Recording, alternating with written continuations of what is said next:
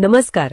आज आपण एका अत्यंत विशेष आणि दुर्मिळ अशा देवस्थानाबद्दल बोलणार आहोत. नमस्कार. श्री दत्तावधूत मठ. दत्त महाराज एकमुखी रूपात आहेत आणि अनघा देवींसोबत विराजमान आहेत. आणि सगळ्यात आश्चर्यकारक गोष्ट म्हणजे एकाच मूर्तीमध्ये ब्रह्मा, विष्णू आणि महेश यांचं एकत्रित स्वरूप आहे. आणि हे उंबराच्या झाडाखाली आहे. औदुंबर वृक्ष दत्त संप्रदायात महत्वाचा मानला जातो आणि हे एक जागृत स्थान म्हणून ओळखलं जातं.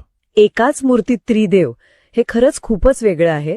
त्या मूर्तीबद्दल आणखी काय सांगता येईल? तर ही मूर्ती आहे ना, ती खास दक्षिण भारतातून आणलेल्या कृष्णशिळेत घडवली आहे. आणि तिचं वैशिष्ट्य असं आहे की एका कोणातून पाहिलं तर साक्षात शंकराचं रूप दिसतं, दुसऱ्या कोणातून बघितलं तर भिक्षा मागणाऱ्या ब्रह्मदेवाचं स्वरूप जाणवतं, तिसऱ्या बाजूने विश्वाचं पालन करणारे विष्णू, म्हणजे तिन्ही देव एकाच मूर्तीमध्ये. आणि दत्त महाराज इथे एकमुखी आणि द्विभुज आहेत, म्हणजे दोन हातांचे, आणि ते उभे राहून आशीर्वाद देताना दिसतात. म्हणजे केवळ दर्शन घेतानाही तिन्ही देवांचं स्मरण होतं. खूपच छान. आणि त्यांच्यासोबत अनघा देवी पण आहेत. त्यांचं काय महत्व आहे इथे? अनघा देवींची मूर्ती सुद्धा त्रिदेवी स्वरूप आहे. म्हणजे त्यात पार्वती, महासरस्वती आणि महालक्ष्मी या तिन्ही देवींचं अस्तित्व मानलं जातं. त्यामुळे काही जण या एकत्रित रूपाला साक्षात परमाया आणि परब्रह्म नारायणाचं प्रतीकच मानतात. या स्थानाबद्दल महत्वाची गोष्ट पण सांगितली जाते की इथे केलेला नमस्कार थेट आपल्या कुलदेवतेपर्यंत पोहोच आणि पितरही प्रसन्न होत. या स्थानाच्या महात्म्यात असं वर्णन आहे की इथे जर उपासना केली तर ती फक्त दत्त महाराजांनाच नाही पोच, तर त्या उपासना करणाऱ्या व्यक्तीच्या कुळातील देवतेला म्हणजे कुलदेवतेला आणि त्यांच्या सर्व पितरांना म्हणजे पूर्वजांना सुद्धा पोचती. हे भारतातलं एकमेव असं स्थान आहे जिथे असा आशीर्वाद मिळतो. एकाच ठिकाणच्या प्रार्थनेने इतका मोठा व्यापक परिणाम. तिथे पादुकांचा पण उल्लेख आहे ना? श्री दत्तावधूत पादुका त्या 52 दलांमध्ये आहेत, म्हणजे पाकळ्यांसारख्या रचनेत, आणि शिवलिंगाच्या रूपात त्या घडवल्या आहेत. पादुकांना आपण देवत्वाचं प्रतीक मानतोच आणि इथे तर साक्षात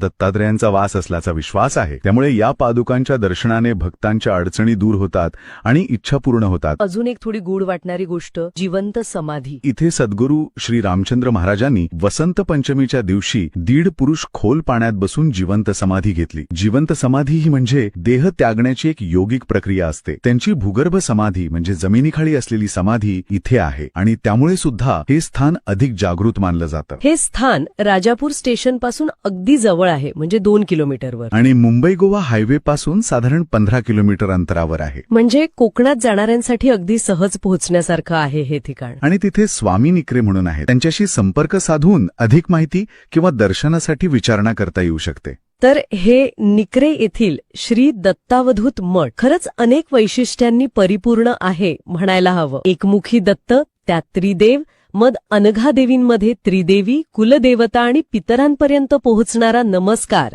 विशेष पादुका आणि जिवंत समाधीस्थळ. आणि ह्या सगळ्याचं मूळ कदाचित त्या एका संकल्पनेत असावं की एका ठिकाणची उपासना फक्त स्वतःपुरती मर्यादित न राहता ती संपूर्ण कुळाला आणि पूर्वजांना कशी जोडू शकते. तो उपासनेतून अडचणी दूर होतात. या सगळ्या माहितीनंतर एक विचार मनात येतो की श्रद्धा आणि उपासना यांचं स्वरूप किती व्यापक असू शकतं.